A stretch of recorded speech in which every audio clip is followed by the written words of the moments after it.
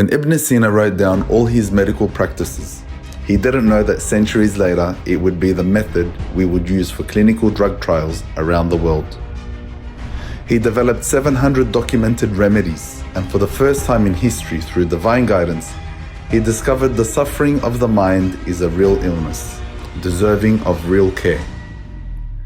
When Al-Razi looked at two patients with the same fever, but found each one was a different cause, and therefore required different treatment, he didn't know that what he would develop would pioneer medical records for over 1,000 years later, a system that lives in every medical clinic on the planet. When Ibn Nafis placed his hand on his chest and asked the question, where does the blood actually go? He didn't know that his discovery of how blood moves between the heart and lungs would set the foundations that every cardiologist and every ICU on earth practice.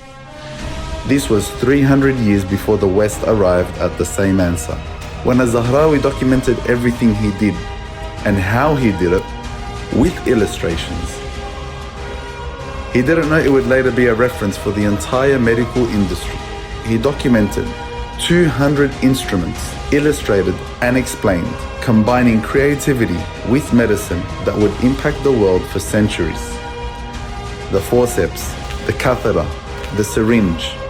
Just look at the instrument tray in any operating theatre today.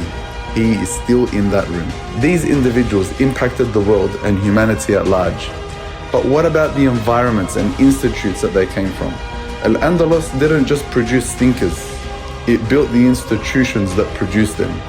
The libraries, the hospitals, the universities. A system designed to turn individuals into a generation, and the generation into centuries of impact. One civilization, an entire foundation of modern medicine.